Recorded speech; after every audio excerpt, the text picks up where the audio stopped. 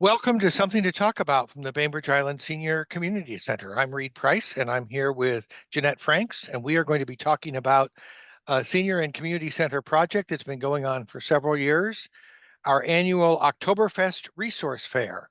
Before we do that, though, I want to thank Fieldstone Communities of Bainbridge Island for being a sponsor of Something to Talk About. Fieldstone has independent living and assisted living, as well as a vibrant memory care community up on Rolling Bay, and they'd love to show you around. You can get a look at the facilities and the grounds and the beautiful views, and even enjoy lunch or dinner on them as part of your visit. They also have day stay and respite care programs. If you'd like to learn more about any of this, call Randy O'Neill or Sierra Wood at 206-594-1010. The website, fieldstonecommunities.com. And we like to begin these calls by acknowledging that we are meeting on the ancestral homeland of the Suquamish, the people of the clear salt water who have been living here on the Salish Sea since time immemorial. We honor them, and we are continuing to learn from their stewardship of these lands and waters. Thank you, Jeannette, for joining us. Thank you. And thank you, Reed, for being our executive director. I feel like it's a really good fit, and I think you're doing a fabulous job. So thank you.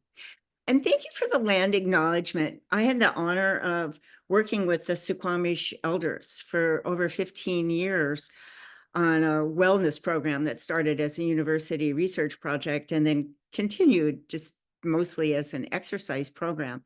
But I learned a lot. And especially at that time, which ended about 7 years ago, elders still remembered being taken away from their families and sent to boarding schools east of the mountains and beaten for speaking English and forced to work in a commercial laundry for free. And it was a devastating learning experience for me. When I first got there, I was asking questions about how I should address the elders and trying to be respectful and everything. And one of the elders says, well, first of all, we don't like people asking us questions. And it was so true. I mean, they'd been questioned by anthropologists and ministers and social workers. And so this land was their land. It's a big deal. So let's talk about the October Resource Fair. $1 beer and free chocolate. What's not to like? So have you wondered why we call it Oktoberfest? Because it's always taken place in September, which is actually the traditional time for Oktoberfest in Munich, which I went to in 1999. It was really fun. Oh, Um, neat. yeah, and it's sort of a harvest festival and a food festival and a music festival and a beer festival. And it's quite a big deal. So And then that beer is kind of a minor part of what we've been doing, but we think it's just kind of fun to uh, have an excuse to come down. And often this time of year in the Pacific Northwest makes for a lovely afternoon like it is today. And so that's what we hope for this event. yeah, well, and so we were brainstorming a couple of years ago about how to get more people to come to this wonderful, free, important resource fair where we learn about there's always new resources in the area. There's always new leadership. There's always new policies, so it's very worthwhile on several levels. But we wanted more people to come after we go to all this trouble to put it together. So Reed says, oh, I know, free beer. And everybody said, yeah, that's a great idea. And it turns out you can't have free beer. So we charge $1. And I mean, it's not a stein, but it's delicious beer. We get Bainbridge Brewers, thank you, Chuck Everett, for donating Commuter Colt, which is a delicious autumn beer. And then this year, Bon Bon, Kate Turan is donating chocolate. Oh, wonderful. Yeah, and she asked if we wanted it wrapped or unwrapped. And I said unwrapped because we try to make this a zero waste event or as low waste as possible and discourage people from like bringing disposable water bottles and things like that. So there will be some swag, I don't know, free pens and shopping bags and things like that. But I think it's a really fun event. So it's Sunday, September 28th from 2 to 5. And there'll be over 40 tables. And I checked, and there's more nonprofits than for-profits. The nonprofits come free and the for-profits pay, but that helps subsidize the whole event. And I think it's so useful because it's one thing to go to a website or talk to somebody on the phone, but to see real life people and talk to them and ask them, what's the Kathleen Sutton Fund? You think, what is this? And it's actually money to help people pay for expenses for cancer treatment. And it's not income-based. You just have to fill out a little half-page form. And it's expensive. Like if you have to commute from Kitsap County to Fred Hutch or wherever, it gets very expensive. So that's a wonderful service that you'd never know what they do if you just heard it called the Kathleen Sutton Foundation. Right. Yeah. And well, and I know that we mentioned the Suquamish acknowledgement this year. For the first time, we're going to have representatives from the Suquamish Museum here. Mhm. And also, I think that we're going to have some folks from the Filipino American community, the Philam Hall. So if Mhm. you're interested in learning about what goes on there, or if you're interested in knowing about what might be available to rent for a family birthday party or something like that, there'll be somebody to talk about that with Philam. And The Japanese American. yeah, we're gonna have the Exclusion Memorial attention, a participant too. I don't know if it's Ellen or somebody else who's going to be here, but those are just, I mean, we're just scratching the surface. There's Zero Waste themselves are going to be here. Bainbridge Prepares. Who else have you got on your list? Well, I think another one that not enough people know about is KC Helps. And that stands for Knights of Columbus, but it's a very old organization that has done this forever. They have a huge warehouse full of medical equipment.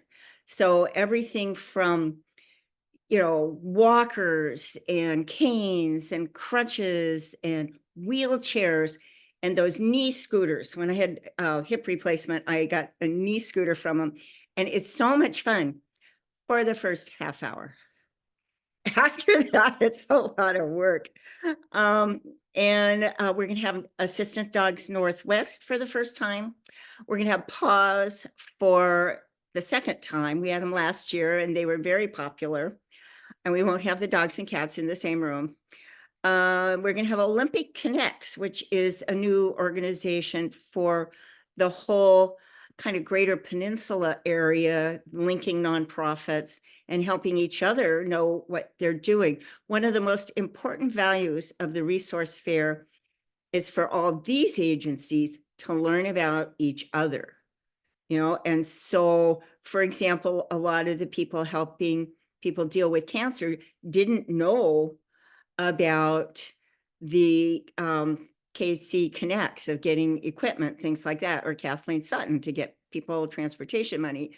So it's interconnecting all these agencies.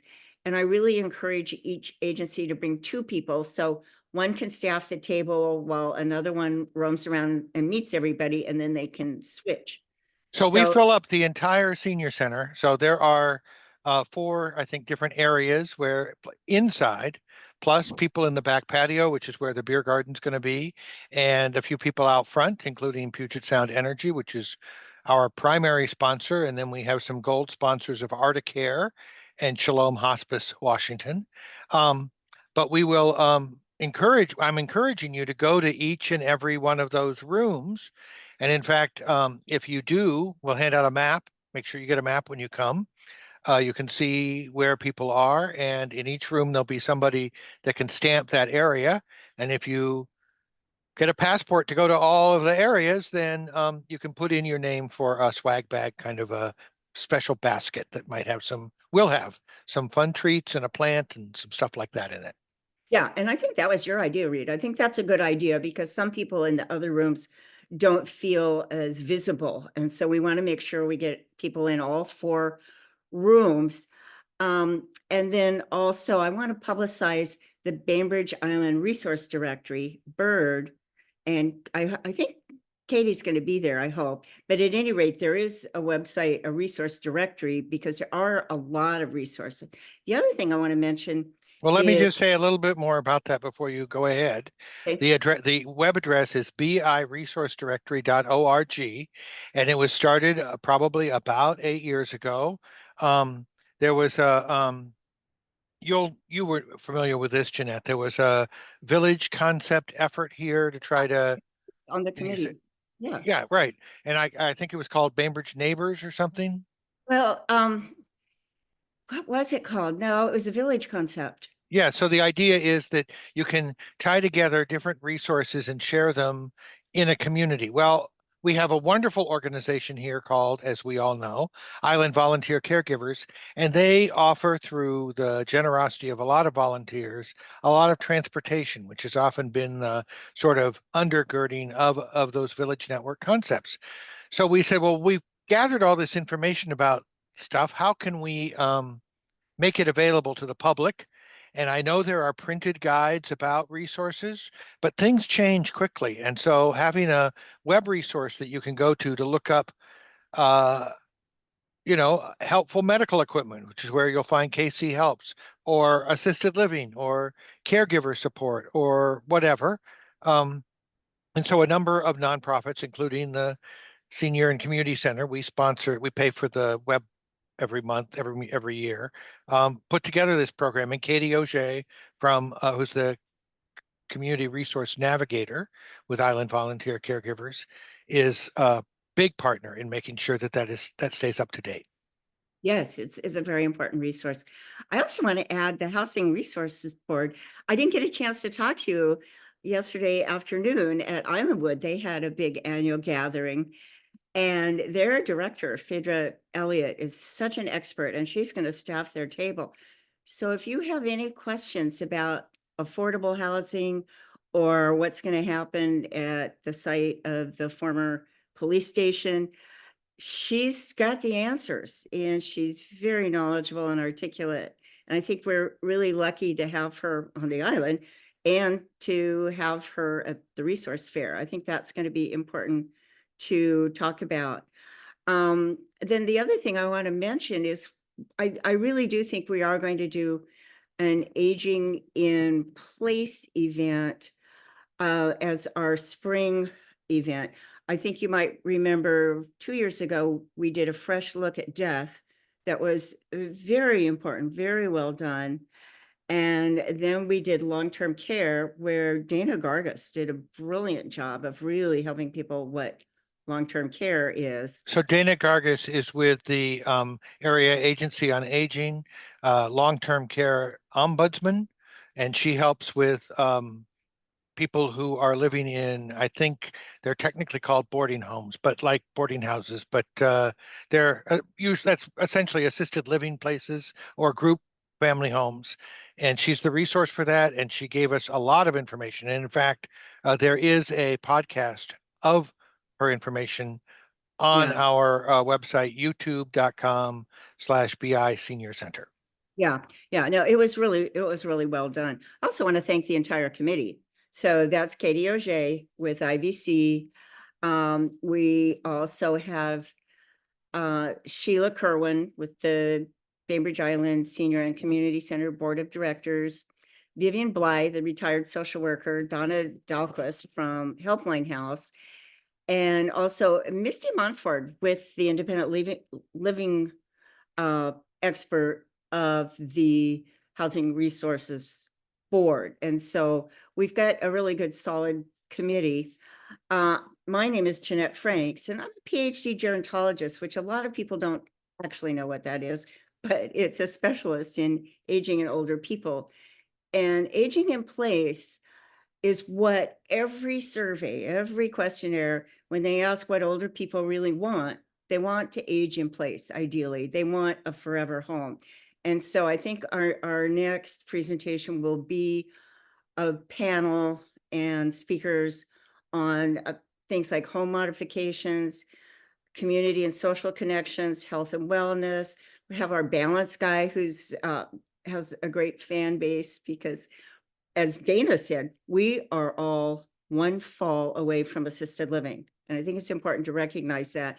And I spent years and years of my life collecting data on retirement communities, assisted living, all those options. I've been to literally hundreds of them. And for many people, the best match is to find a place where you can stay forever. And so having some kind of conference and include things like transportation, technology, how to hire helpers. So we'll do research on this, but I'm hoping that'll be our next topic.